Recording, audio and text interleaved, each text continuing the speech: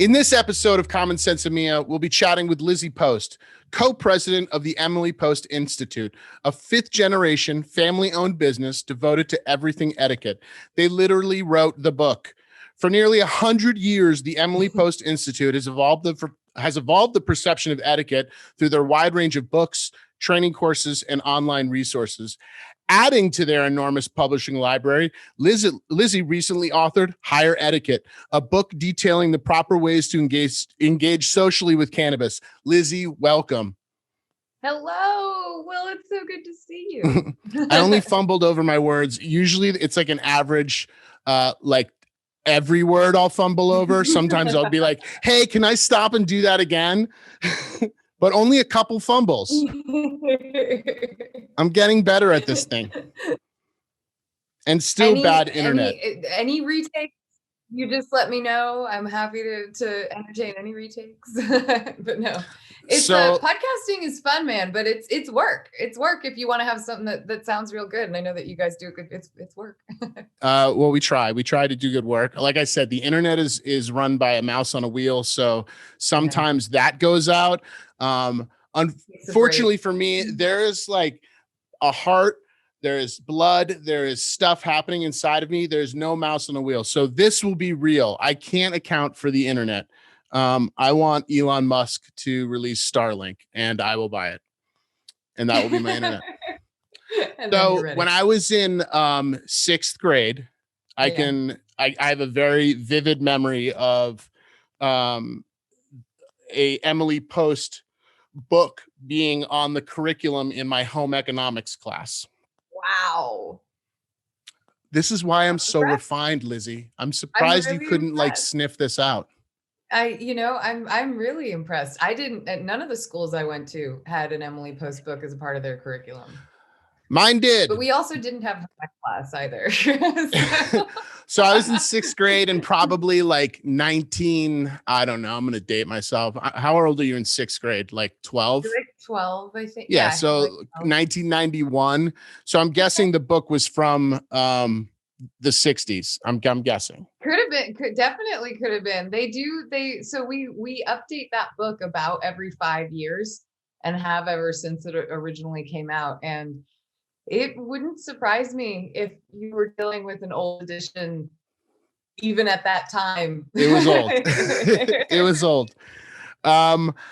So I'm hugely interested. I've spoken to a couple people who are in a family business. They work with their brother, or I work with my wife. That's a family business, right? Yes. It's fascinating to me because I don't actually, while I do work with my wife, like maybe I'm just in my own bubble, right? So I don't I have this weird projection of being in a family business. Add to it the fact that you are in one that is, almost 100 years old. You'll be the company will be 100 years old next year or something. You're 98 years old. You got it. Like, yeah. Yeah. I'm very curious about this dynamic, first of all, because I want to know, it's always important for people coming in to be able to flex their muscles and do their thing and be their own person. Meanwhile, you have 100 years of history behind you. What was that like?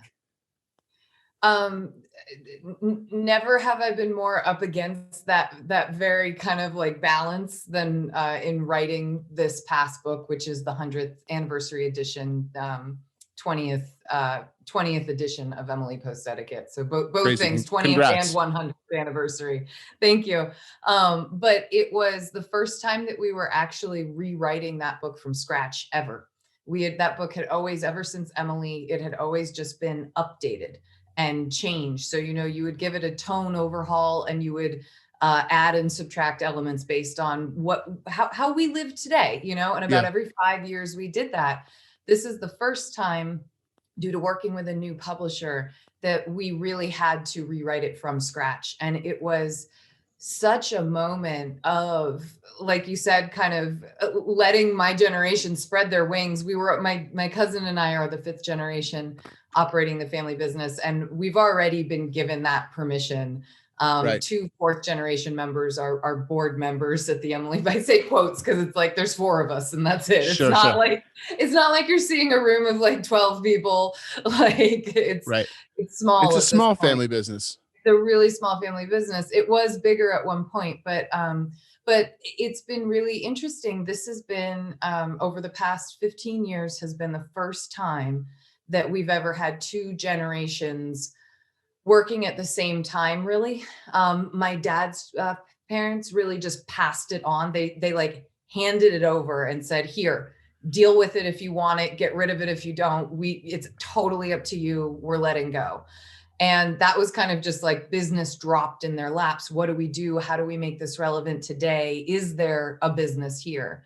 And so the 4th generation really figured out how to keep it alive, I feel like, in the modern era. And then Dan and I had a task of really, I think, honing that so that we not only are alive in this modern era, but we're really going to thrive. And I feel like that's what my generational task has been so far. And the past 5 years of my business have been that, all of it together, getting to rewrite that book from scratch, really trying to draw on the 100 years that we've had. It was that book in particular was a really big moment for me. Of not only did it feel like a never-ending essay final exam on etiquette, because like I couldn't use our previous work with our other publisher while I was writing this new work with a new publisher.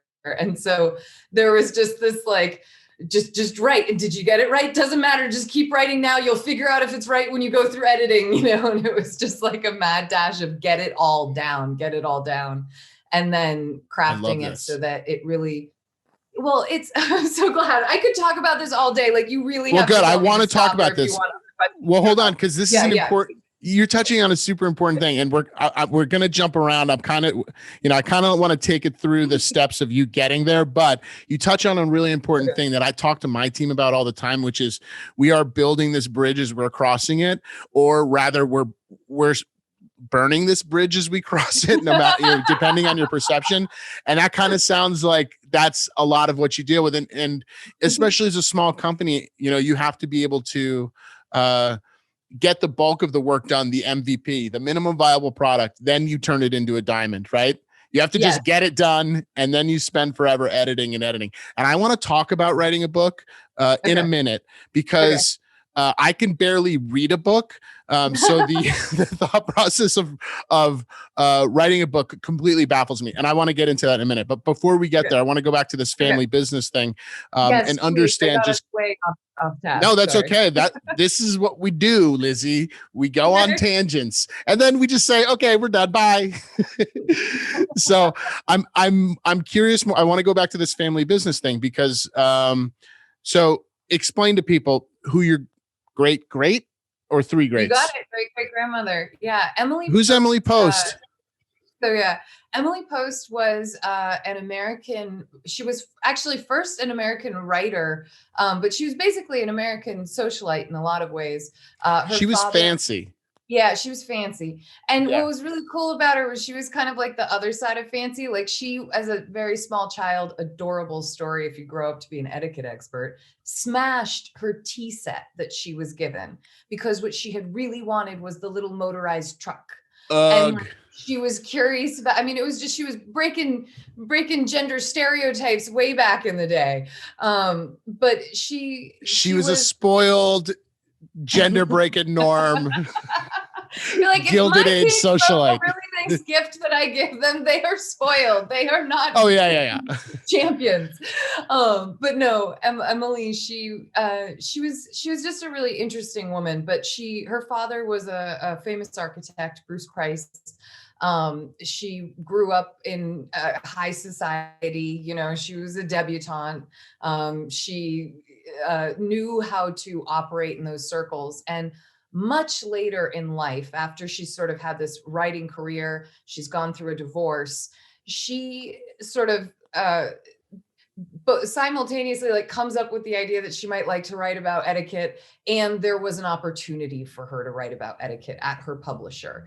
And so the two things I think collided, and she ended up thinking, oh, there's probably not a whole lot to say on this subject. But when she'd read what was out there, she realized it was missing the boat entirely. And she started making all these notes, and she'd pin them up to her wall, and she started organizing them. And 627 pages of edited text later, there's a book. And it hit as this window into high society, proper life. Emily was entertaining when she wrote, which created a very familiar sense with her audience, even though she was often writing about things that many people couldn't afford to do, you know. But she put a lot of emphasis on, you don't need to have the money in order to have really excellent manners. It's the manner of a person, it's their character, it's their quality of how they interact with people. And those things combined, kind of a glimmery look at how high society lives, and this voice that tells you you don't have to live like that to live really well with others. Totally. Really carried her through and made her I mean, did you remember those bracelets like WWJD? You know, like you see, Sure, of course. you know, you've seen things like that. The Emily Post was a that. Like there were phrases like, "Well, according to Emily Post," and it was like, okay, that's it. This is a question I have for you. Famous. So yeah. don't give away too much yet, because I actually have a question. Going too far ahead. Well, no, it's okay. You touched on something. I actually have a question. Let me ask it now. Well, hold on. Let me say my other point though.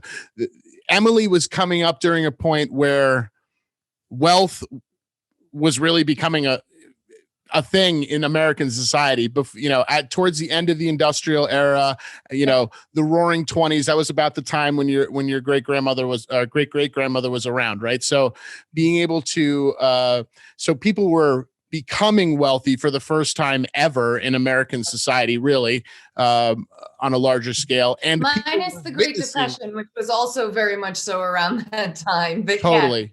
Yeah, exactly. So people were interested in wealth. Oh, no. Okay. Am I back? That damn mouse. Yes. Get back on the wheel. We're back. You're not done yet. No, far from it. So there's this whole sort of bust and boom happening, which has never happened before in American society. So it's also, you know, Emily Post was certainly entrepreneurial, I mean, obviously, but in the way that she recognized that, oh, well, here's, you know, this is what I can do. Here's what here's something I'm interested in, and I'm noticing that this is actually very applicable to the times that I am currently living in. And this is what I love about the cannabis industry right now. Right? This is like, I feel like an industrialist way back then, because I feel not in the weird, like crappy, shitty, like exploitative way, but in the like, I'm not a robber baron, but in the like, I feel like I'm at a place in time, you know, a historical moment. I feel like we're living in a historical moment. Okay, so back to this thing, and one of my questions, I'd like to know the three, or if you got less, you got less. If you got a couple more, great. I'd love to know the three pieces of etiquette that everybody uses today. Like if you're walking to a store and someone holds the door open for somebody and you're like, yeah, my gram invented that, no big deal, whatever. Do you have elbows on the table? What do you got? Oh, I love the idea of like my gram invented that. Like it's a tough one. The ones that. So are you looking for ones that are specific to Emily, or are you looking for ones that just carry throughout 100 years worth of time? Well, either. I suppose I'd love to hear about Emily as a trailblazer in manners and etiquette and that sort of thing. But also, like, if there's things that are consistent, you know, like, I'm still writing about this same thing that that Emily Post was writing about in 1930. The fork is on the left, and that's still true today. There you go. You know, still on the left. There's a lot of stuff like that. what's really fun about going back and reading her original is seeing how much is so similar of today. You know, we still shake hands. We still acknowledge people when we enter spaces, things like that. And I don't think those are things that'll go away. But what I find so trailblazing about Emily Post is, rather than say, and there are some places in the book where she says, like, you do it this way because this is how you do it. Like, you know, and some things are kind of like that. I don't know. We just do things like this right now. This is America today.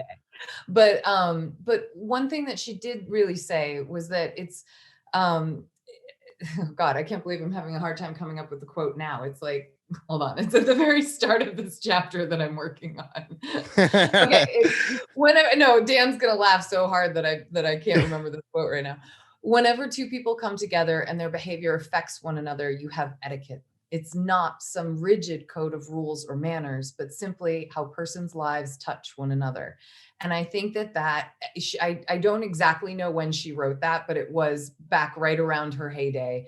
And she really and truly believed that so much of etiquette was about how we treat each other well, not about how we point out each other's mistakes, not about how we use etiquette for judgment, but instead to use it for self-assessment, self-reflection. How can I impact the world well, rather than how can I make it fit into a certain little box that I understand perfectly? The world is messy. People have differing perspectives. They have differing experiences. It's going to take a little bit of navigating to get it right. It's not just perfect rules that you can, you know, sub in, sub out, figure out, credit yourself with. You know, Totally. like Etiquette's messy. Absolutely. Etiquette's messy. And, you know, one's etiquette may be different from another person's etiquette. You know, and I think that's interesting. Like, it's really very golden rule-y, you know, it's how would you like to be treated? And yes. Have you ever heard of the platinum rule? Which is that sounds way more baller. It's definitely.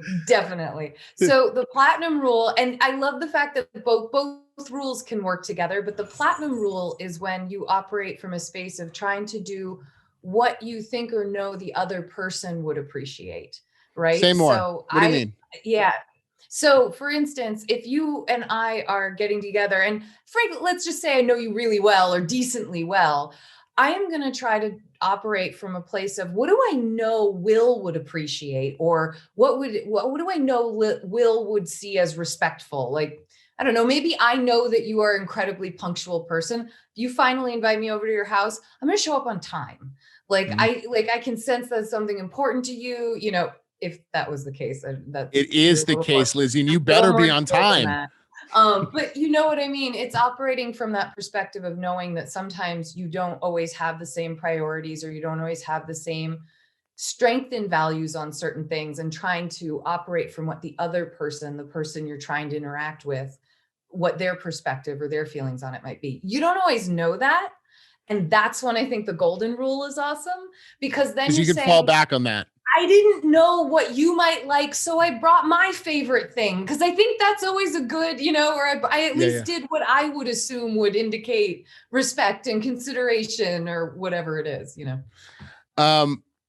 That's super interesting. I love the platinum rule. Just it's cool because you're projecting a bit, you know what I mean, in your assumptions, which sometimes. Well, no, this is like when this is when you know things about your wife, for instance, right? Yep. You can apply the platinum rule pretty well, probably, to your wife. You might get it wrong sometimes, but like for the most part, like that. But when you can't do that, and it would start to be really assumptive, that's when I think you could apply your golden rule and probably be in decent stead. I love it.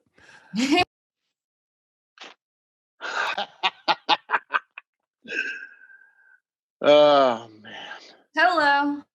This goddamn thing. It's gonna be the death of me. That's okay. Cool. I love this idea of the platinum rule, and I'm gonna try it. I'm gonna give it a go. I want to go back to this mouth. What's that? I missed you on that one. Oh, my internet's so bad. So let's explain why we're in different places and look different.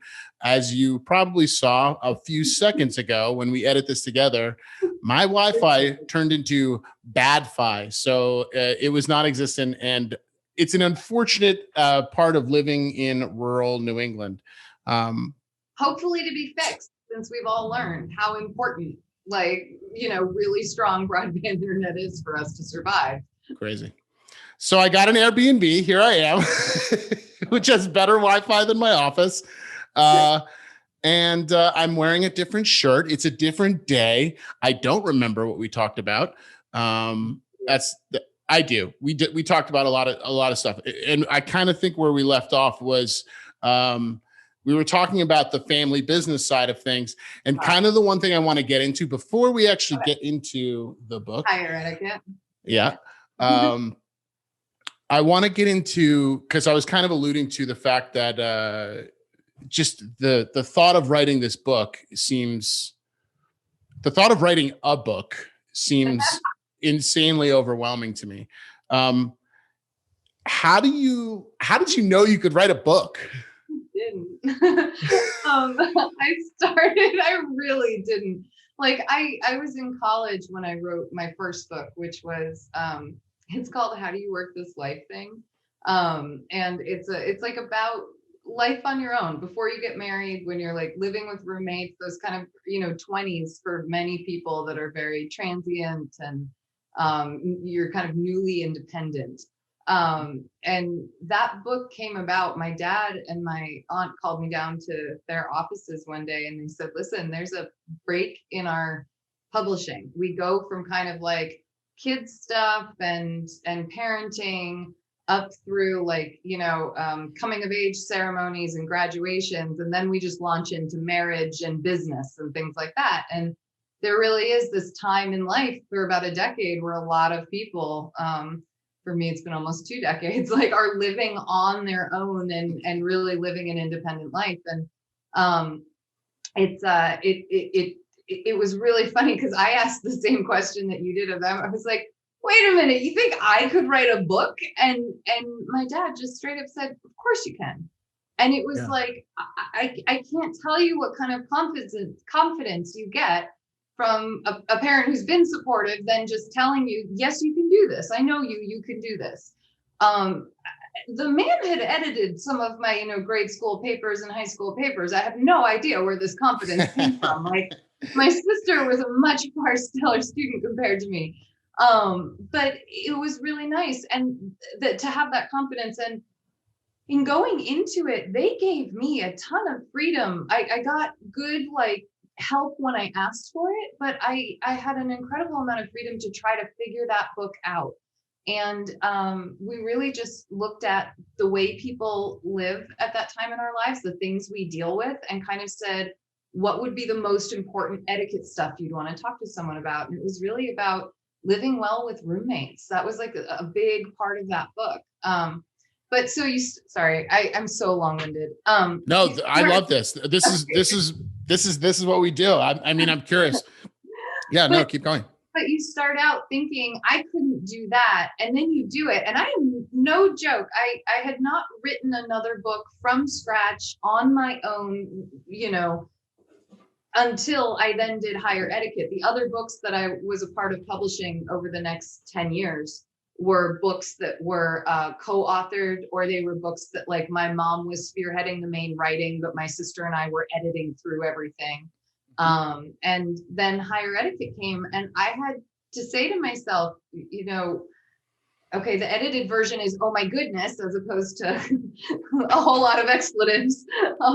I have to write a book from scratch again. How did I do that when I was, 22 years old?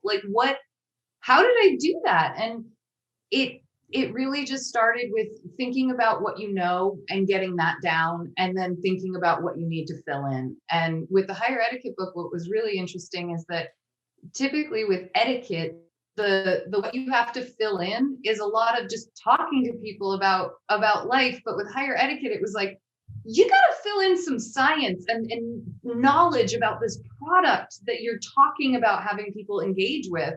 in order to really talk about the engagement. And so for the first time, like I was interviewing scientists and doctors and just like not normal etiquette interview, like book research with people, typically it's like just random. Like I would ask you for a friend of a friend so that I could talk to someone who wasn't within my immediate circle, about how they handle, I don't know, teaching their kids table manners or something. And you get this broader picture by talking to so many people.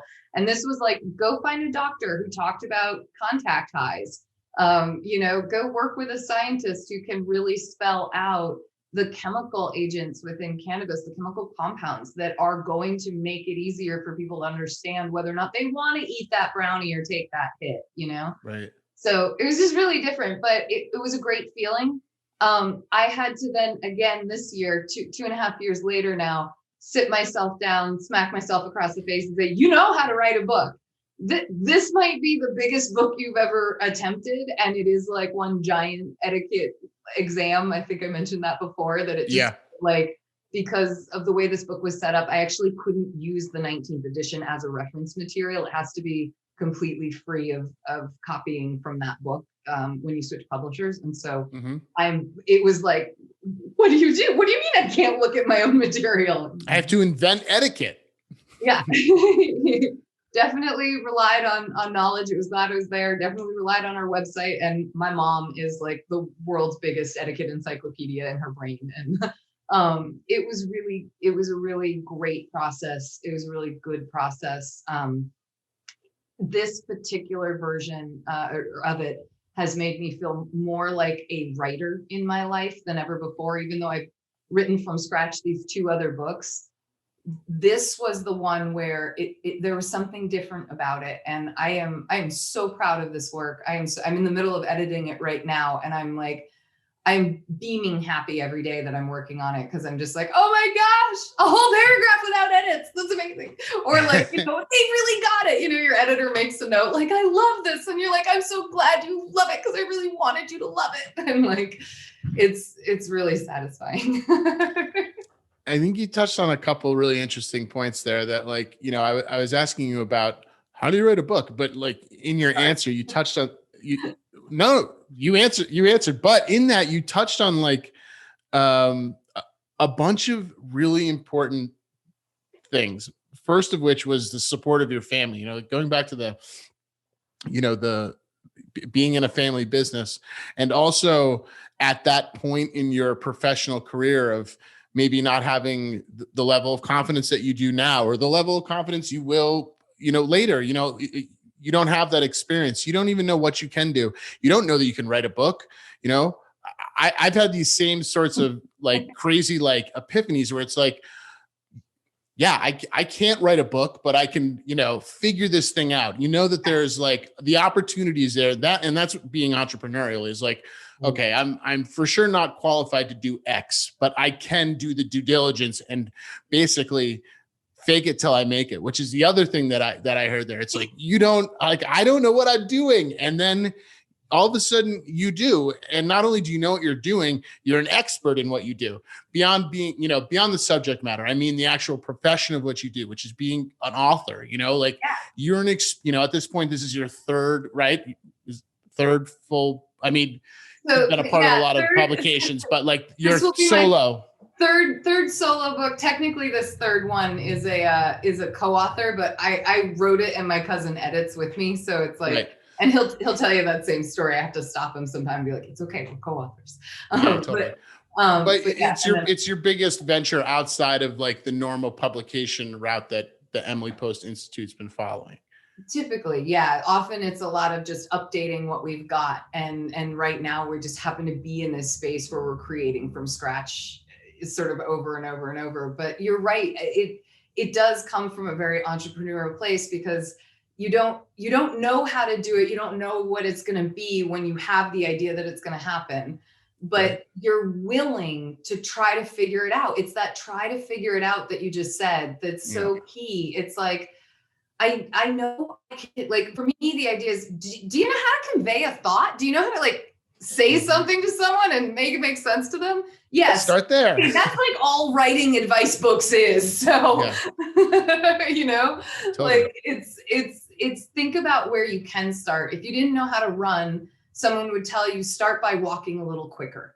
And like, you know, you do what you know, and then you ask questions and you investigate and you just try. You know, that first version of that book that I'm so proud of right now, oh my gosh, it is so cringeworthy. I can't believe what I submitted as a sample chapter to my author. It was me testing out robust voices and hardline things and like getting away from all this kind of like always trying to talk about every single little caveat, like believing that my reader actually has, you know, lived in the world a little bit. Right. And the version that has come now is just so much more like welcoming, I would say. But that's another important thing is like a lot of times you throw a lot of things against the wall, right? And try to figure out what sticks. And at the end of it, like the thing that sticks is generally the most simplest version of what you already knew, like you know what's coming. Okay, so now that we're actually kind of into the book, and I appreciate, like, I think this just this conversation about the journey, like, being involved with the family, figuring out where you fit into this this existing company with such a rich history, figuring out how to like accomplish a lot of the things that it sounds like your father recognized in you, but were probably holes that just needed to be filled in the company, right? Like there were these things that were just not getting done. And here comes Lizzie, fresh out of college. Let's get her to work. Dude, I was the gopher. It was like, we needed to start doing YouTube videos, right? So I learned editing. Lizzie, what's YouTube? Yeah, no, I think you even remember when I would like come in and I'd like poach some of your workers to be like, hey, how do I do this thing in InDesign? How do I do this thing on Premiere Pro, But it was, I would do that. Or if PR needed help, I would start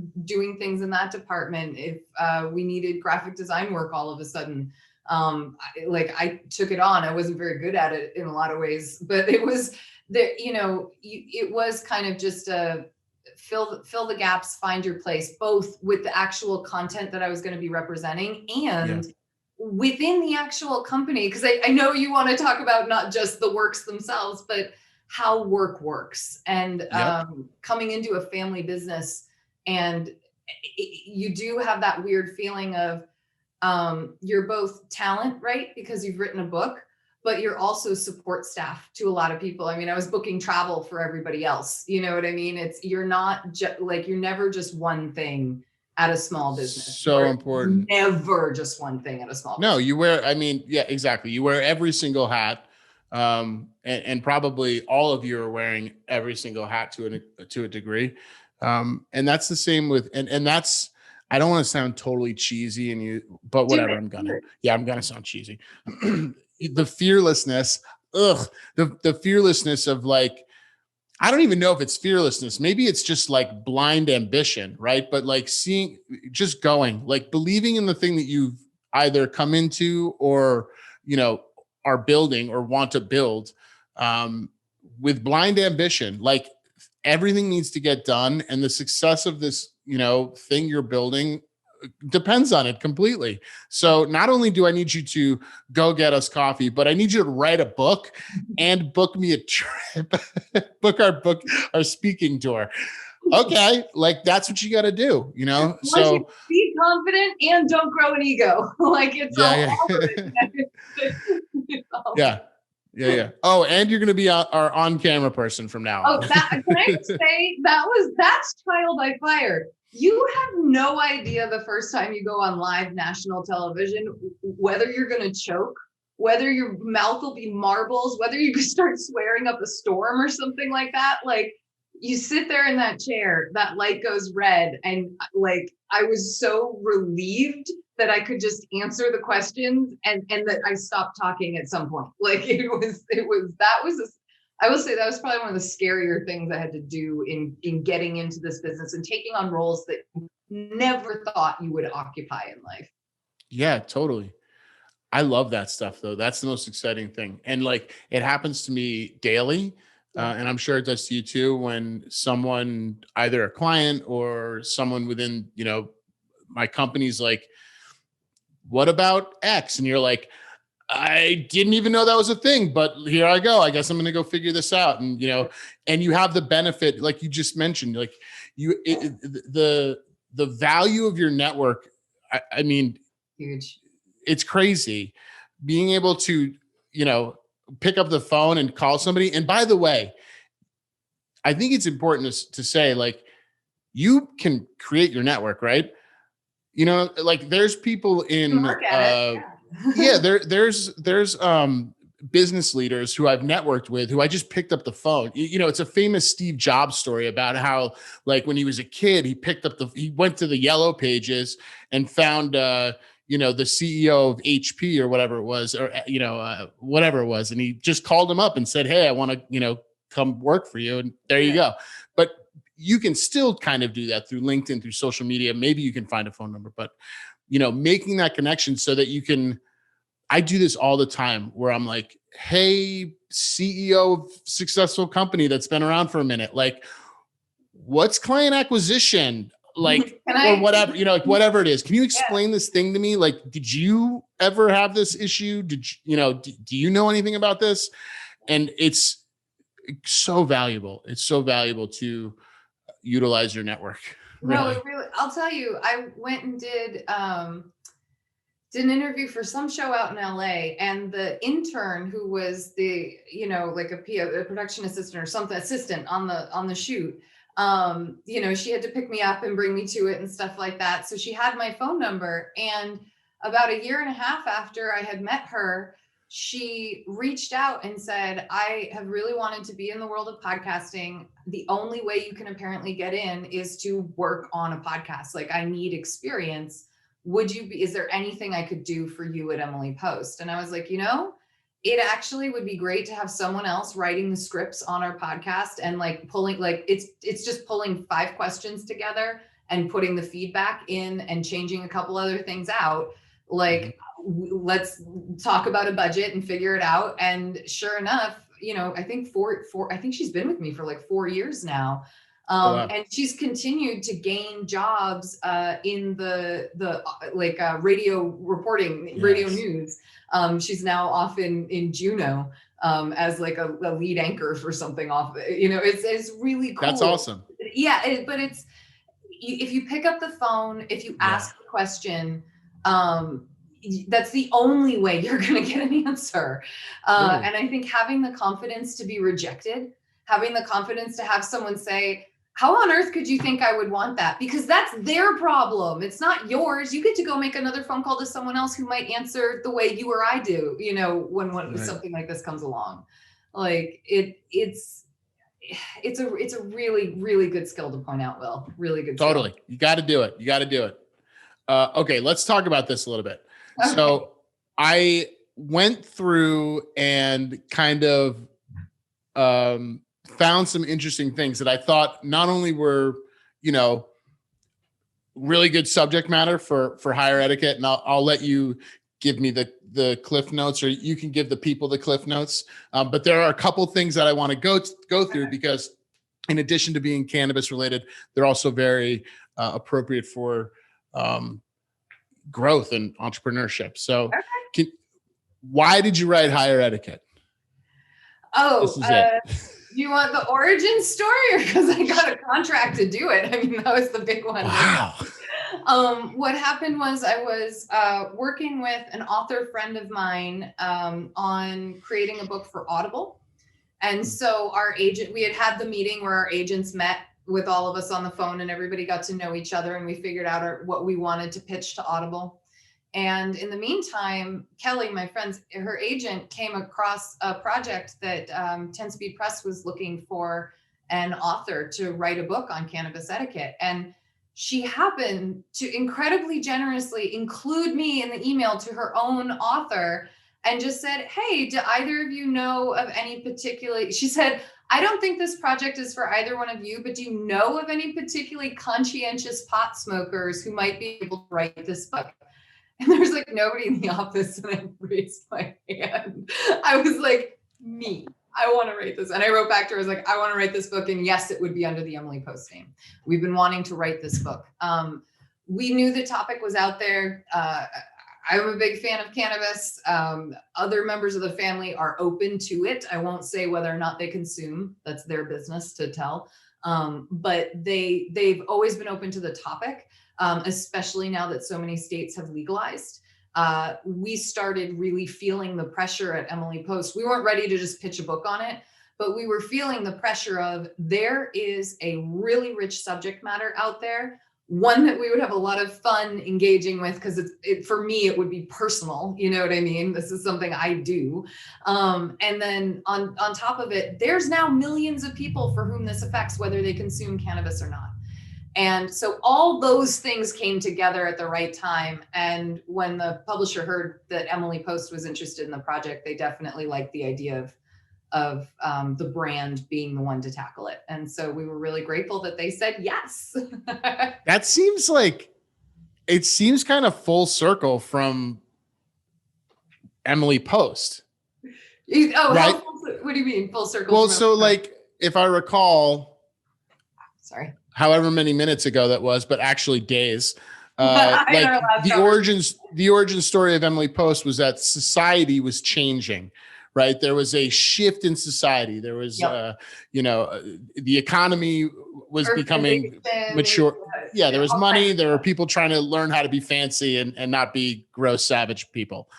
And that's kind of happening right now with cannabis, right? Like cannabis is now, I don't want to say it's overwhelmingly accepted, but it is, becoming more and more. Yep. States are legalizing.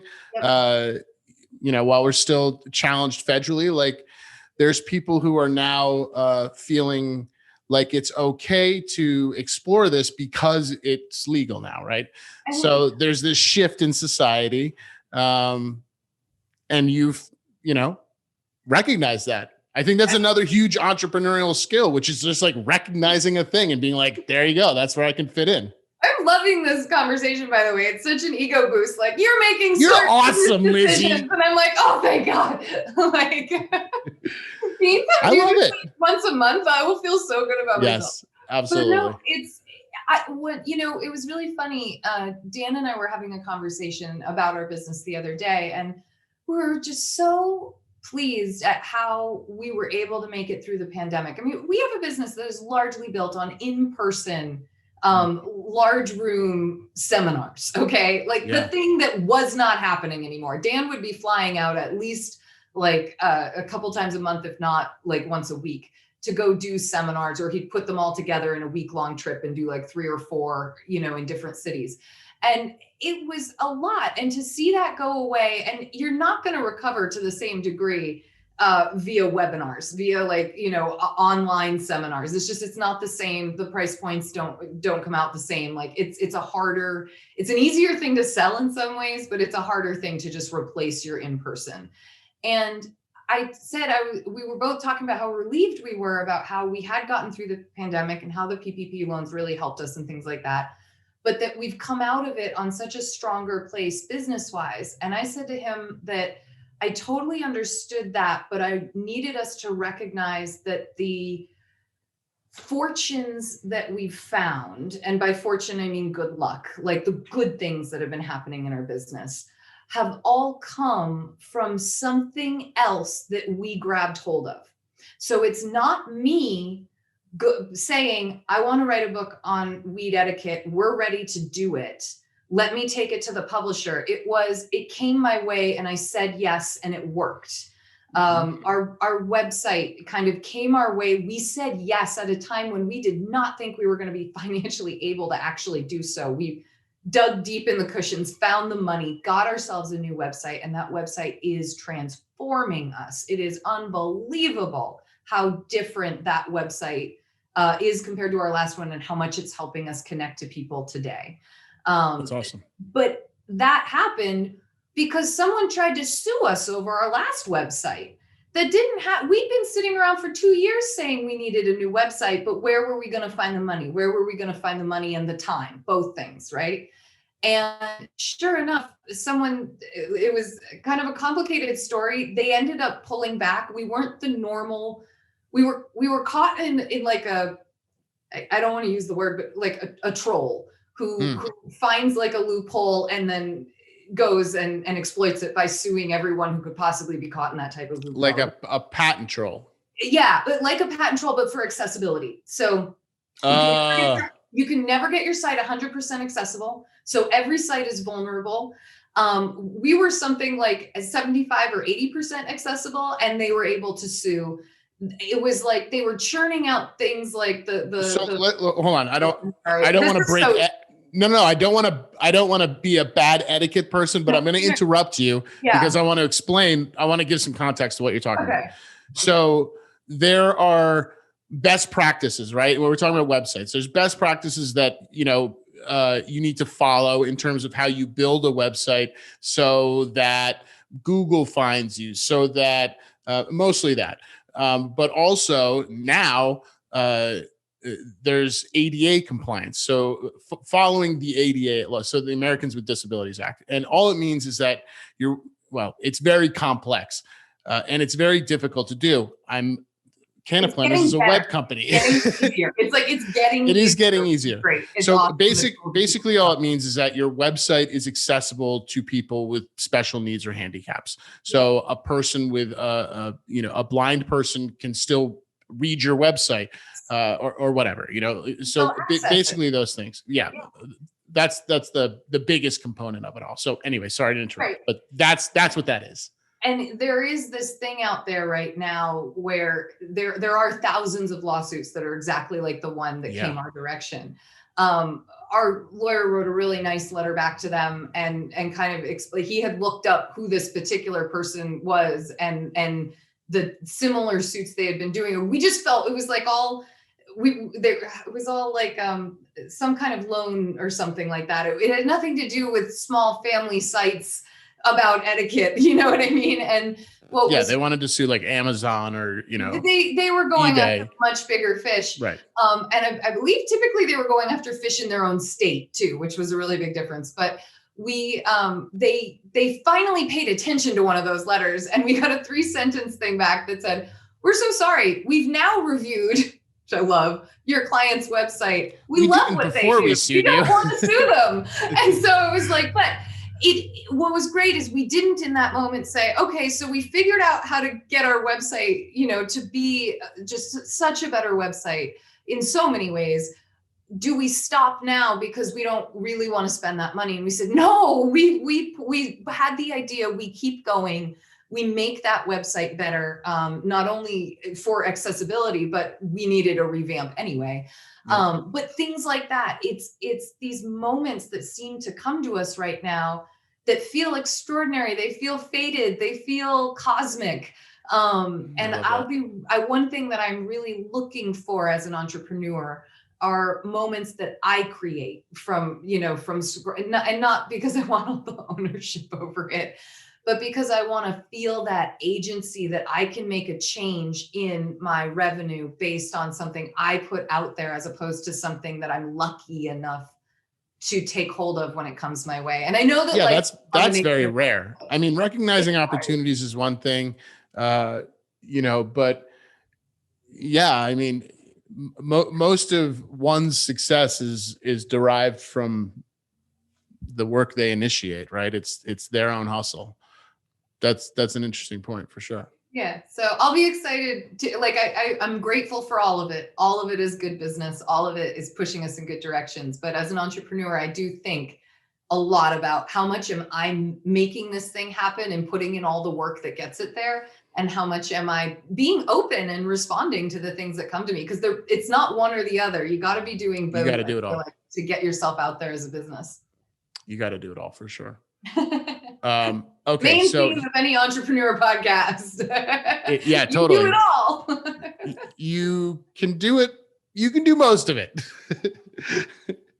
Okay. I want to touch on some of these points. Okay.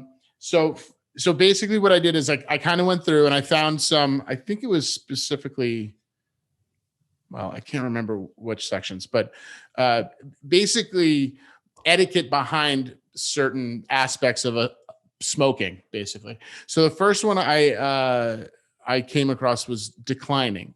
Yeah. Can you explain that a little bit? What is declining? It's saying no. Right. It's all of our Let me 80s. tell you why I love the word no.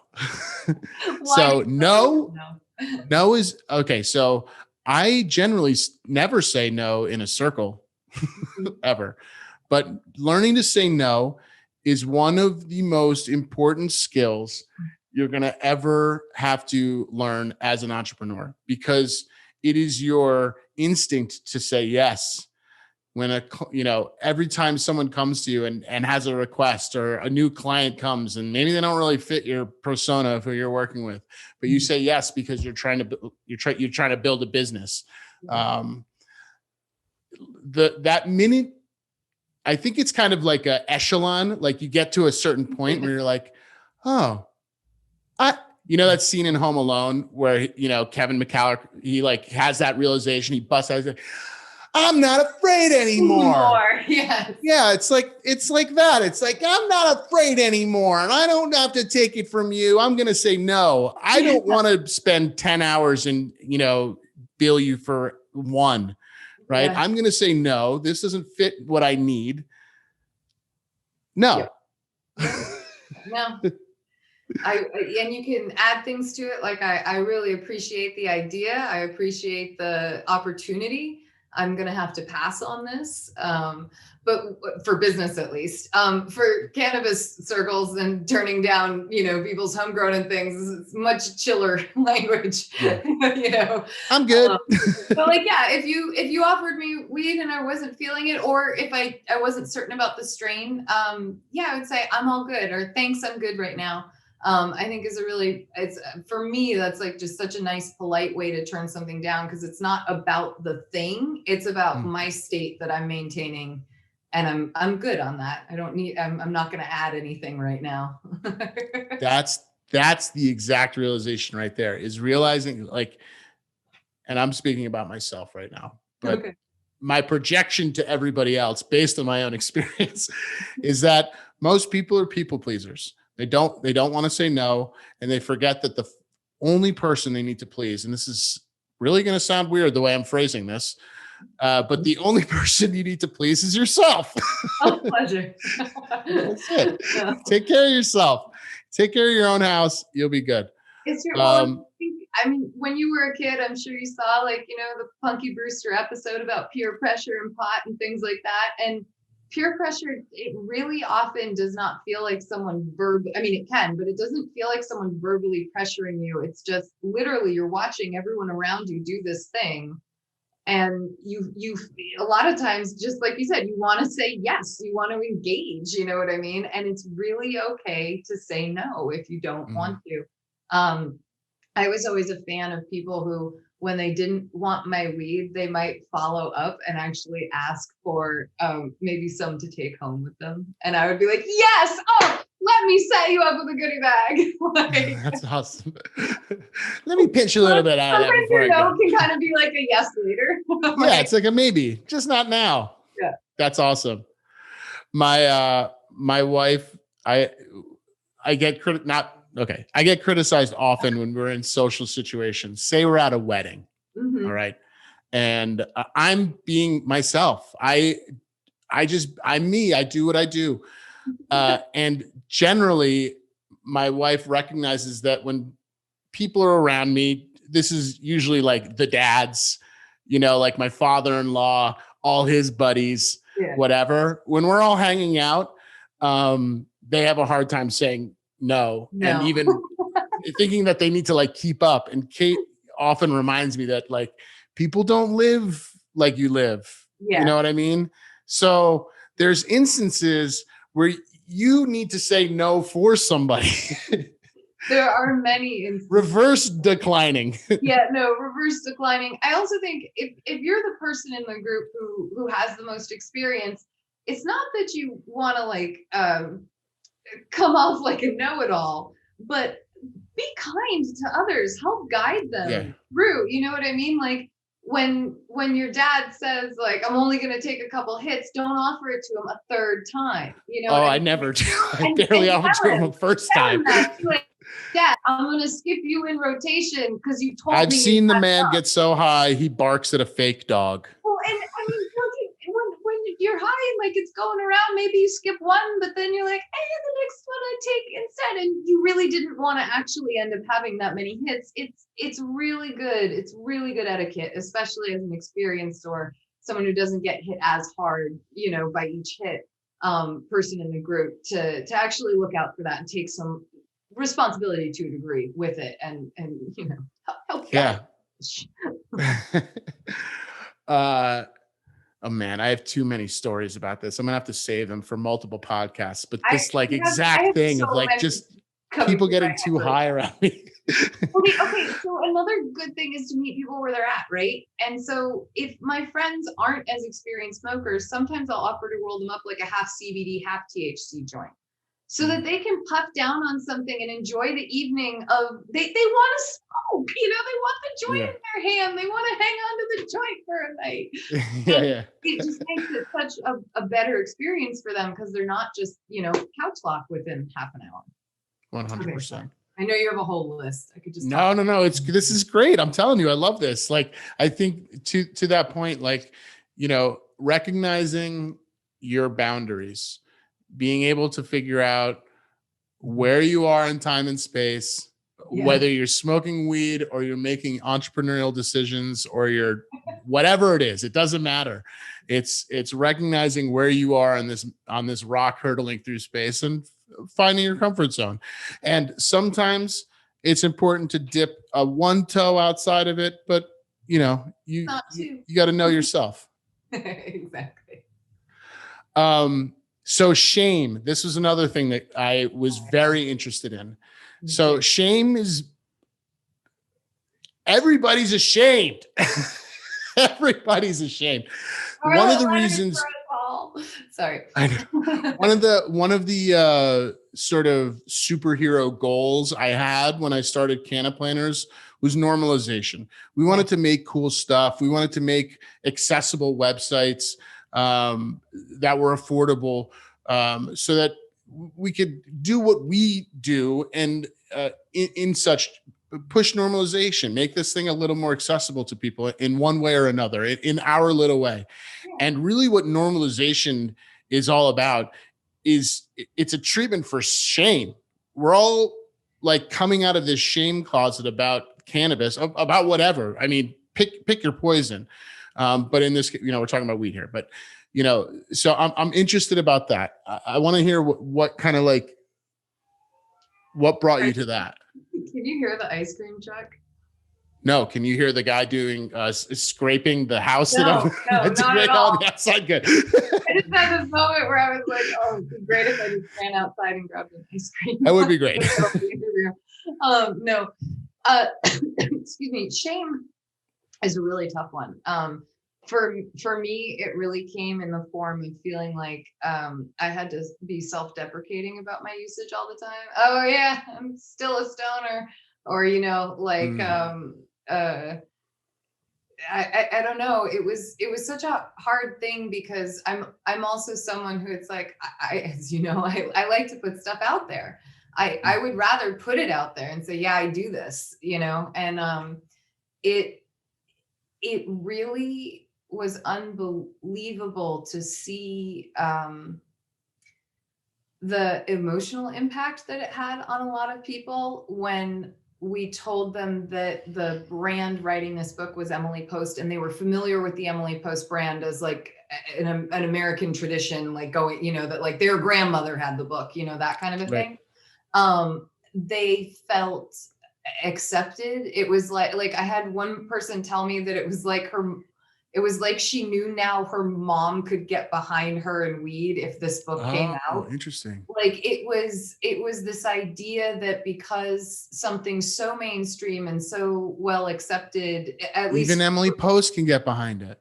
Yes. Like it was a big deal. And it was something that I I understood from my entrepreneur standpoint what a big deal it was that we were coming out with this book, and that it was going to be like, whoa, people are not going to expect this to be our next title. You know what I mean?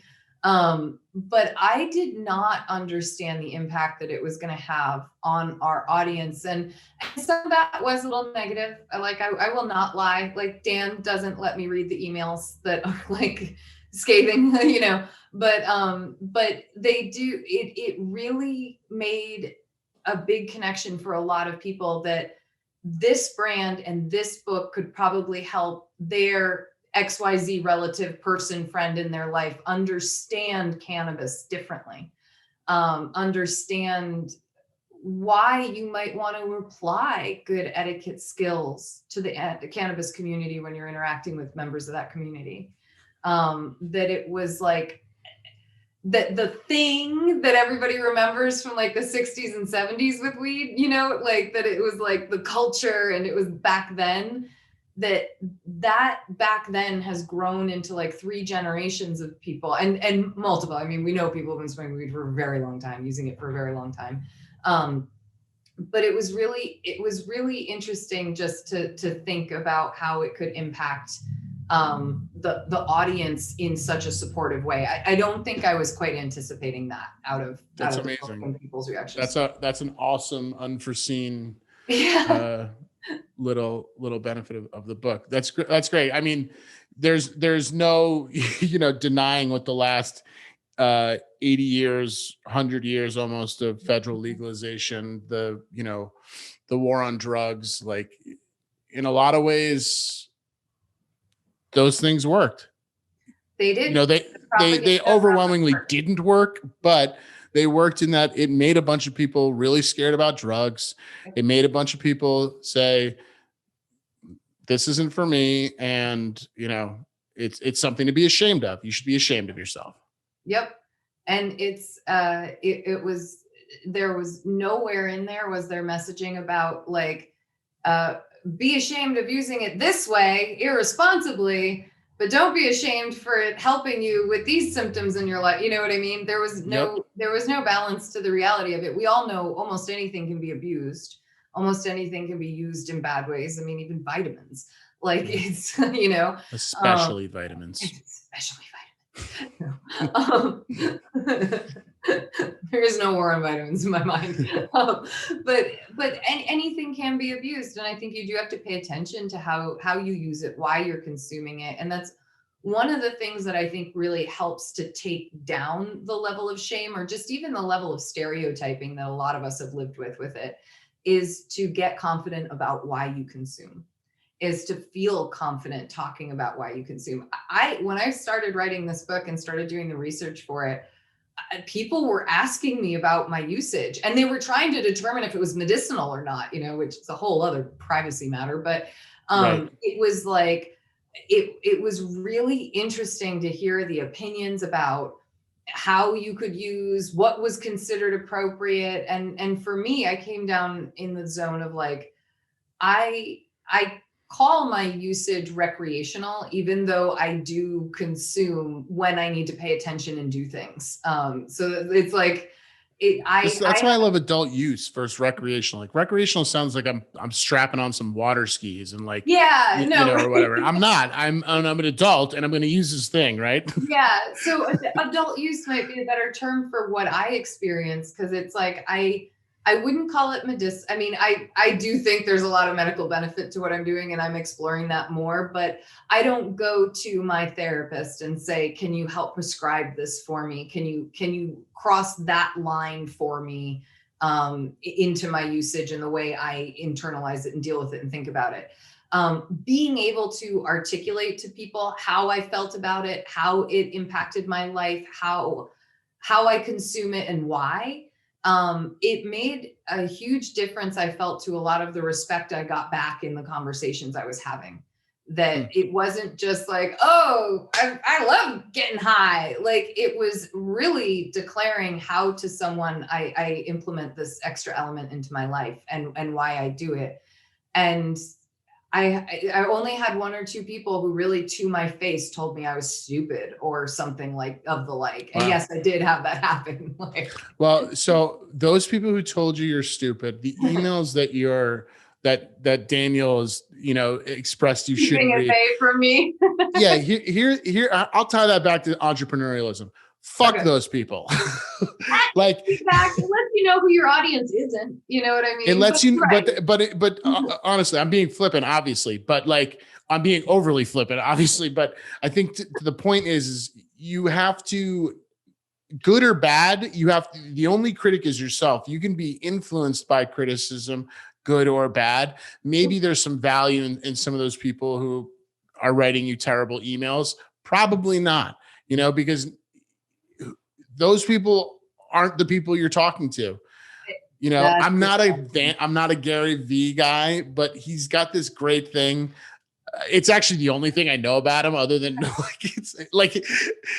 might be a Gary Vee guy, but like I'd have to. I'm not at all. I only know this one thing, but it's so valuable, which is like everybody isn't. And I say this to clients all the time, because when we're going through brand exercises or building a website, we'll ask a client, who is your customer? And many of them will say, everybody. And that's not who your customer is. And those aren't who your readers are. Like, it's actually like a really small segment. And, growing that segment, like giving that segment love, pouring that energy back into the segment of people who are paying you, right? Who are supporting you, is going to grow that. And that's who your audience is. Absolutely. That's who your audience is. Absolutely. It is 100% true. And it is the likelihood that everyone would like what you write, that everyone would find a need for it, is just beyond ridiculous. Yeah. Go on the internet. Look at anything. Everybody hates everything. There's so much out there. The fact that someone finds you is like needle in a haystack. And so I completely agree with that statement. And it's some of the best advice that I received from my co-author on the Audible book, who's one of my dearest friends. She, whenever one of us has a book coming out, she has gotten us going on she was given this advice long ago by another author that like, really, your audience is so small. Mm-hmm. Like, love the world that they create with you, because they are your audience. The other people who don't like your work or don't find your work, they aren't your audience. They're not the people who are searching for you. They're not the people who are coming across you happenstance and enjoying it. That's just not your audience. It's like, if I'm a carrot and I'm around people who like broccoli, like, this just isn't my plate. Maybe it is, because then I won't get eaten. But like, you're a carrot, man. It's not my zone. I'm in the broccoli zone and I'm a carrot. It's not my zone. Like, Lizzie, I've said this for years. I gotta go find my carrots. You're a carrot. You're definitely a carrot. I want you to tell me how I should be engaging with cannabis at work, because could be a problem.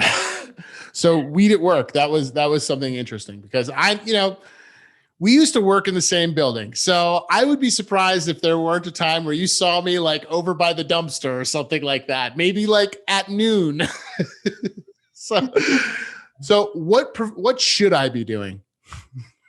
So, first of all, I think it's really smart when it comes to trying to consume during the workday, to consume in ways that are discreet if you need to be. I loved when Vermont went legal and Dan and I made the decision that if a little rip midday was what you needed to get your next chapter written or whatever, go for it, because it just meant it could be something open. And I'm a big fan of open. So for employers, I actually think you should set cannabis policies in terms of what you expect of your employees, not because you are dictating how they're going to engage with it. For some of them, it won't be your choice because it's their medical choice. Exactly. But I think things like it is perfect. Like it would have been nice for your employer then to have told you all, it's fine. This is a private property. It's fine if you guys go smoke out back when you need to, or do what you need to do. They didn't. They did not say that. No. They weren't as cool as the people down the hall. I'm just kidding. How was you? as the Etiquette Institute down the hall.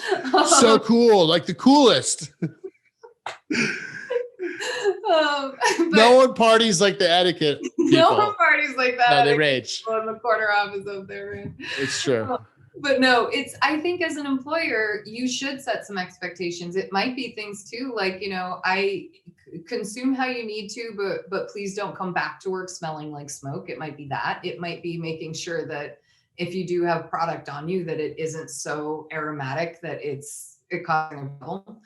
Just the same way, my cousin's a fan of cigars, and I finally had to say, like, the cigar smoke comes in with you. Like, we got to figure this out. This office is too small for that aroma. And so cigars are gross though. Let's be honest. It's a conversation that needs to be had. You know what I mean? And as the employer, I think you're in a great position to do it. As an employee, a little different. I think I would not walk up to my boss and say, like, these let's things. go rip it bong.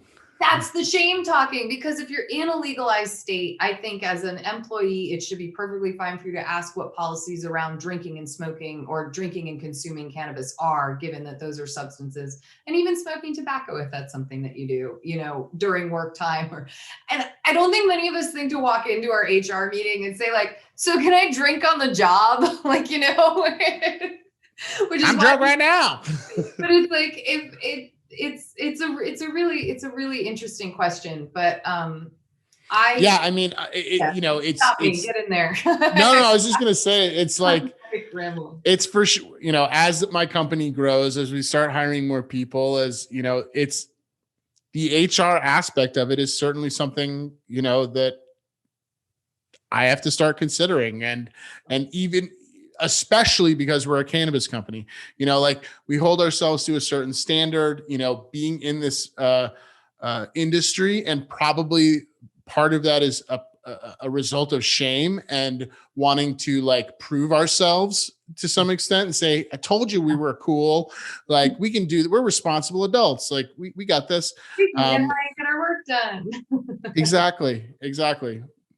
So you have to get the work done to do it. That was our big thing, is the work getting done? And that's still a question I ask myself when I'm monitoring my own consumption. And for me, I burn out on strains. Like, I need to rotate my strains and find the right strain that kind of keeps me at the right level.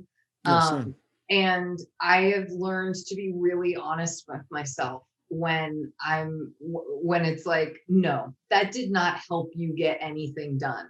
You may have wanted that smoke break because you love the ritual of it. It's a nice break. You don't smoke cigarettes. You don't really drink coffee. Like, you're like, this would be my break thing that I do.